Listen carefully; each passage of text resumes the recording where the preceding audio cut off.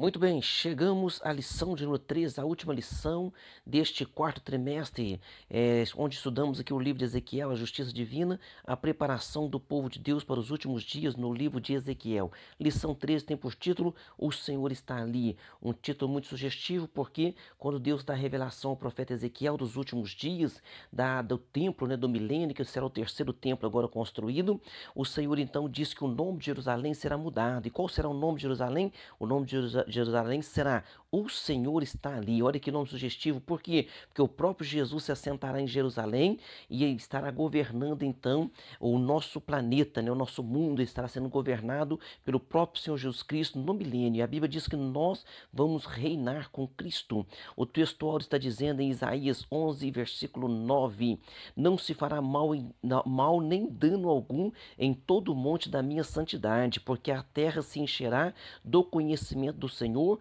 como as águas cobrem o mar. Então este período será no período do milênio. Glória a Deus. Verdade prática, o Deus de Abraão, de Isaque e de Jacó governará soberanamente o seu povo. Ele está no meio do seu povo. Aleluia. Nós sabemos que Deus já está no meio da igreja, está no meio do seu povo. Já está governando este planeta, assentado do lado direito do Pai, mas ele virá pessoalmente, né? Tem algumas pessoas que falam assim de modo pejorativo. Ah, o mundo é um sistema tão ruim porque se o próprio Jesus voltasse aqui, ele seria crucificado novamente. Quem fala isso usa de ignorância. Por quê? Porque Jesus veio e foi crucificado pelos nossos pecados, mas ele voltará mais uma vez e governará aqui nesta terra. Isso que diz a palavra do Senhor. A leitura bíblica em classe se encontra em Ezequiel, capítulo 48, do verso 30 ao verso de número 35. E a introdução está dizendo: vimos na primeira lição do trimestre que o livro de Ezequiel antecipa a tradição apocalíptica nas escrituras. Então, Ezequiel começa com a visão da glória de Javé, ou Javé, né? E conclui com a descrição da glória de Deus na Jerusalém glorificada. Então, ele também conclui aqui dizendo, né, que no milênio aqui, no novo templo, aqui no milênio, terceiro templo, a presença do próprio Deus estará ali, porque Jesus estará governando, estará ali governando. Encontramos abundantes dados cruzados, né, entre Ezequiel e o livro de Apocalipse, viu? Encontramos abundantes dados cruzados nesses dois livros e ambos são revelações sobre o fim dos tempos. A presente lição, que estudaremos agora, encerra o trimestre, né, estudando os aspectos da Jerusalém do milênio, viu? Então vamos lá, primeira parte sobre a cidade, no item 1. Estas são as saídas da cidade. Então, ó, há certa similaridade, viu, entre a visão de Ezequiel e do apóstolo João no livro do Apocalipse, na linguagem e no conteúdo, mas é importante que os crentes saibam distinguir a diferença entre a Jerusalém do milênio, que Jesus estará sentado, governando o nosso mundo, né, através ali da cidade de Jerusalém, e a Jerusalém do mundo vindouro, aonde lá em Apocalipse diz assim, ó: eis que vi novo céu e nova terra, e o mar já não existe mais. Então ali haverá também a nova Jerusalém no mundo vindouro. Então não podemos confundir a nova Jerusalém do novo céu e nova terra com a nova Jerusalém que estará no milênio, viu? Que estará no milênio e Jesus Cristo estará sentado, estará governando ali, que é a promessa que tem na Bíblia Sagrada, viu? Então essa sessão final aqui da profecia, que fala ali, né? Estas são as saídas da cidade. Então essa sessão, essa sessão final da profecia é um suplemento não somente do capítulo, mas também do próprio livro. Apesar de o nome da cidade não ser mencionado, o contexto deixa claro que se trata de Jerusalém. Então o termo hebraico para saídas, a palavra é Totsaot, e aparece somente uma vez em Ezequiel e é usado no livro também de Números como sentido de limites, extremidades. Então a versão bíblica da tradução brasileira emprega a palavra extremidades, viu? Então como o profeta usa a palavra outra palavra para saídas, então muitos expositores do Antigo Testamento acham que saídas, apesar de semanticamente correta, não se ajusta bem ao presente contexto. A ideia, segundo alguns, seria: estas são as extremidades da cidade. Então, quando ele fala assim, essas são as saídas da cidade, né, que ele vai falar E essa tradução, né? Essa é a forma familiar mais tradicional. Também está na tradução da Septuaginta, que é a tradução grega, né? Que é a versão grega do Antigo Testamento. Então também pode-se usar limites, viu? Ou, extremidades, significando limites. Então, estes são as extremidades da cidade. No item 2 aqui, formato da cidade. Descrição da cidade de Ezequiel revela ser ela quadrada. E nessa lição suplementar, e nessa visão suplementar, o profeta fala de 4 lados descritos no sistema horário. Então, ele segue o sistema horário. Começa a falar norte, leste, sul e oeste. Um tipo da Nova Jerusalém, viu? Então ela é quadrada, porque a Nova Jerusalém do Novo Céu e Nova Terra também é quadrada. A extensão de cada lado é de 4.500 medidas, ou seja, 2.250 metros, um pouco mais de 2 quilômetros. Então, ela é uma cidade que tem 2.250 metros de cada lado. É uma cidade quadrada, o formato dela é quadrado. E a cidade de Jerusalém nunca teve uma área territorial quadrada. Então, ela nunca foi, né, em toda a sua história, territorialmente quadrada, mas ela será no milênio, terá essa formação, viu? Então a formação dela, o formato, né? O formato dela no milênio será quadrado. No item 3 aqui, ó, as 12 portas. A Jerusalém histórica do período de Ezequiel e Jeremias possuía pelo menos 6 portas. Pelo menos 6 portas, né? Segundo o livro de Jeremias. Agora aqui o autor vai citar 7 portas. Diz assim, ó. Porta do povo, porta de Benjamim, porta da esquina, porta dos cavalos, porta do meio, porta entre os muros. Então, agora ele vai falar também aqui que como Ezequiel estava no cativeiro da Babilônia, ele vai citar também aqui a torre que havia lá. Ele diz assim, que, ó, a torre do templo de Marduk, deus dos babilônicos, Etemananque tinha um recinto quadrado cujo acesso era por 12 portas. Ezequiel conhecia sua cidade de origem, quer dizer, Jerusalém. Talvez conhecesse também a torre de Marduk em Babilônia. Talvez conhecesse, não é certeza, pois vivia entre os exilados da Babilônia. Então, no item 4 agora, ele vai falar sobre isso. Ó. O item 4, origem do formato das portas. Deus é a fonte de revelação e inspiração da visão e da mensagem de Ezequiel. Não se pode admitir que o profeta se inspirou num templo pagão, pois os oráculos entregues ao profeta, seja por imagem, som, seja por visão ou palavra, vieram de Javé ou Yavé, vieram de Deus. Apesar de ser literal, pela descrição da cidade, né, ela é uma figura da Nova Jerusalém. Está lá em Apocalipse 21, do verso 10 ao 13, cujo o arquiteto e construtor é o nosso próprio Deus. Então, olha só como é que ele encerra aqui o comentário. Por que Ezequiel se inspiraria na cidade de Babilônia? Isso não faz sentido. Então, por isso que ele citou aqui, viu? Porque como ele está dando a cidade quadrada e nas suas extremidades, ali, as portas, né? São 3 portas de cada lado, 3 portas no norte, norte, leste, sul e oeste. 3 portas com o nome de cada uma dos filhos de Jacó, formando as 12 tribos, tá? Então, por mais que ali houvesse, né, essa torre do templo de Marduk, nós não acreditamos, não entendemos que Ezequiel se inspirou nisso de forma alguma, viu? O que Ezequiel escrevia, anunciava, eram os oráculos que Deus lhe mostrava em visões e também que falava com ele, amém? Parte 2 aqui da nossa lição, sobre o nome das 12 tribos. Então vamos lá, os patriarcas Abraão, Isaac e Jacó aparecem com frequência nas escrituras como representantes e fundadores da nação de Israel. Outras vezes são os nomes das 12 tribos, né? Dos filhos aqui de Jacó, para representar as 12 tribos de Israel. No item 1 aqui, estamos lá, no item 1. As 12 tribos de Israel. Há cerca de 20 listas dos filhos de Jacó e das respectivas tribos de Israel no Antigo Testamento. Mas não existe padrão, então não é padronizado sempre na mesma sequência, viu? Por exemplo, a lista dos 4 primeiros nomes, Ruben, que é o primeiro, né, filho, Ruben, Simeão, Levi e Judá, seguem a ordem de nascimento. Então, a ordem de nascimento dos filhos de Jacó é Rubem, Simeão, Levi e Judá. Então, Judá é o quarto filho. Seguem a ordem de nascimento. Outras listas divergem a partir do quinto nome. Então, a lista de Ezequiel segue no sentido horário a partir do norte da cidade. Então, a partir do norte, a gente coloca ali Rubem, Judá e Levi. Depois, leste ou oriente, né? José, Benjamim e Dan. Depois, no sul, Simeão, Issacar e Zebulun. Depois, no oeste ou ocidente, Gade, Azer e Naftali. Agora, no item 2. Critério da origem dos nomes. Então vamos citar isso aqui, que é o comentário aqui do autor da revista, mas neste exato momento nós não temos uma certeza, né, desse critério. Pode ser que mais para frente, ao estudar, Deus vai nos revelando qual foi esse critério, mas no momento não temos essa certeza. Veja bem, pelo relato do nascimento deles, a melhor explicação da ordem dos nomes parece ter sido o critério das mães deles, ou pelo menos uma tentativa. Então, tá vendo? Por isso que ele fala dessa forma, né? Ou pelo menos uma tentativa, tá? Então ele vai citando aqui, ó, Leia e Zilpa de um lado, Raquel e Bila de outro.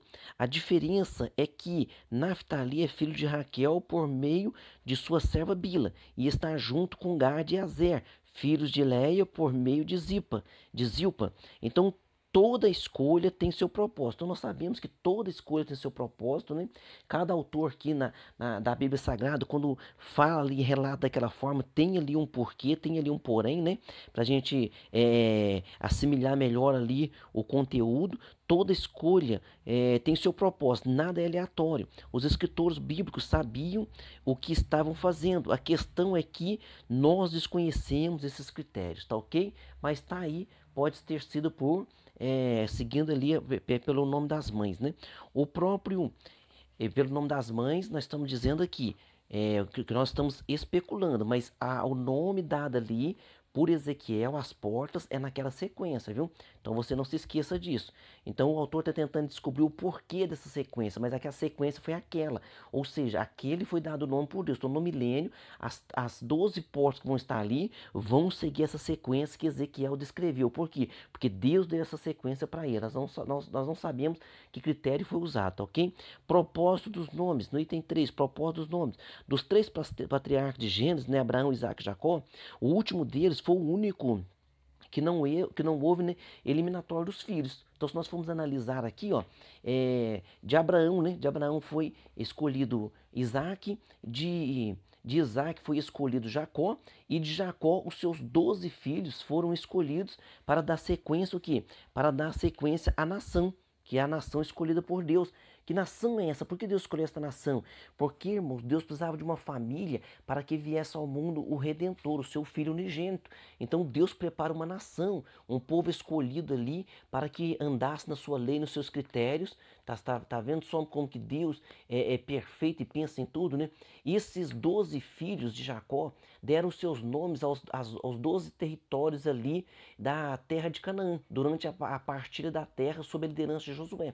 Assim o propósito desses 12 nomes dos filhos de Jacó, como representantes da nação, está claro também no éfode sacerdotal. Está escrito lá na Bíblia Sagrada: e porás as 2 pedras nas ombreiras do éfode por pedras de memória para os filhos de Israel. Então está explicando aqui, né? Pedras de memória dos filhos para os filhos de Israel. E Arão levará os seus nomes sobre os ombros, sobre ambos os ombros, para a memória diante do Senhor. O nome nas 12 portas, o nome das 12 portas de Jerusalém é milenial, bem como também, né, na Nova Jerusalém. Tem por propósito a memória dos filhos de Israel. Então, Deus vai permanecer essa memória. Para quê? Para que as pessoas lembrem, né, lembrem que Ele é o Deus de Abraão, Isaac e Jacó, que levantou das 12 tribos dos 12 filhos, né, fez 12 tribos de Israel, e através dessas tribos, dessa nação, veio a salvação, o Salvador, o Senhor Jesus Cristo, que ele vem da descendência de Judá.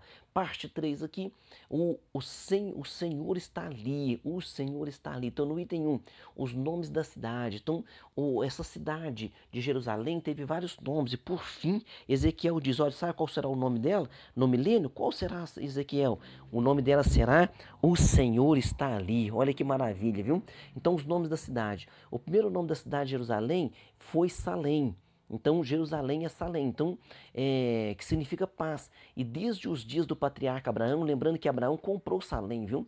Ela foi chamada também de Jebus, que esteve sob o domínio dos jebuseus, e foi conquistada por Davi. Então, quando fala foi conquistada por Davi, nós podemos dizer que ela foi reconquistada, porque ela já pertencia a Abraão, tá? Ao povo de Israel, então. Então, Davi, depois de alguns séculos, né, da conquista de Canaã, Davi conquista esta cidade e ela é chamada também de Cidade de Davi. Ela também chamada Sião e também chamada de Ariel. Jerusalém é o nome mais conhecido e significa cidade de paz, mas esse nome não aparece no suplemento ali da profecia de Ezequiel. A cidade é identificada pelas características nós sabemos que é Jerusalém, né? Mas agora no Apocalipse ela é chamada de Arraial dos Santos, cidade amada, mas por Ezequiel ela foi chamada, diz que o nome dela será O Senhor Estaria. Olha aqui no item 2, o nome divino. Vamos dar aqui uma pincelada sobre o nome divino. É interessante isso aqui porque nós falávamos antigamente, nós citávamos muito, né, o tetragrama sagrado, porque não tem como você falar o tetragrama sagrado, né, na nossa linguagem se você colocar alguma vogal no meio. Então, se falava muito de Jeová, né? Depois, com o tempo, foi se aperfeiçoando e entende-se que a melhor forma de falar seja Iavé ou Javé, viu? Então, vamos lá, os nomes de Deus não são apenas um apelativo, nem simplesmente uma identificação pessoal, mas são inerentes à sua natureza e revelam suas obras e atributos. Então, não é meramente uma distinção dos deuses das nações, não é isso não. O nome revela o poder, a grandeza e a glória do Deus Todo-Poderoso, além de mostrar os atributos dele. O próprio Deus se identifica a si mesmo, né, como Hashem, significa o nome. Então, quando a Bíblia faz menção do nome de Deus, está se referindo ao próprio Deus. Haverá um lugar que escolherá o Senhor. Está dizendo lá em Deuteronômio 12:1, olha só. Haverá um lugar que escolherá o Senhor, vosso Deus, e para ali fazer habitar o seu nome, quer dizer, a sua presença, o seu nome. No item 3, Yavé chamar, é, ou Javé chamar. A Bíblia nos mostra com clareza que Deus se deu a conhecer nos tempos antigos, no Antigo Testamento, né, por vários nomes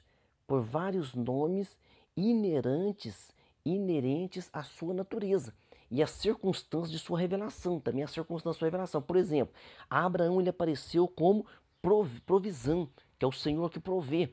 Então, no sacrifício de Isaac, quando ele ia sacrificar o seu filho, o Senhor proveu ali o cordeiro. Então, ali o nome que ele se apresenta, ali que Deus se apresenta, é Iavé ou Javé Jireh, que significa o Senhor proverá. Então, antigamente se falava Jeová Jireh. Então, o correto agora é Javé Jireh ou Iavé Jireh, o Senhor que provê, ou o Senhor proverá.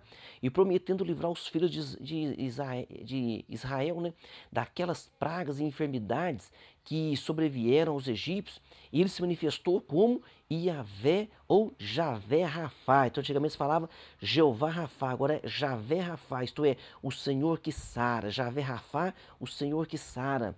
Entre outros nomes, mas o nome divino, né, Yavé chamar ou Javé chamar, isto é, o Senhor que está ali. Então é um nome dado à cidade no milênio. Então no milênio, hoje o pessoal fala muito, né? Vamos lá conhecer Jerusalém, até a cidade santa ali.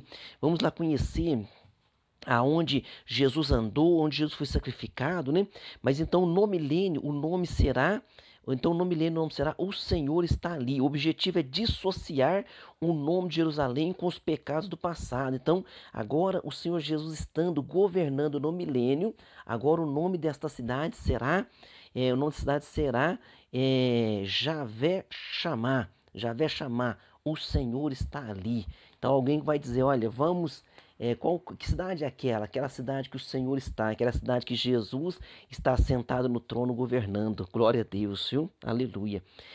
Conclusão, o apóstolo Paulo ensina que com a queda de Israel, veio a salvação para os gentios, né? Então, ou seja, o Senhor nasceu ali, veio dos israelitas e os israelitas, né, não entenderam ele como Messias, desprezaram, não todos, né, mas a maioria. Mas o Senhor, então, a salvação do nosso Deus, ela é estendida a todos. Então Paulo dá um exemplo, assim, ele diz assim, ó, o que Paulo está querendo dizer? Paulo está dizendo o seguinte: a salvação de Israel, através da queda de Israel, veio salvação para os gentios. E o que não diríamos então com a sua plenitude? Ou seja, se Israel desprezando Jesus, todos os gentios hoje podem ser salvos. Imagina quando Israel, então, reconhecer Jesus como Messias.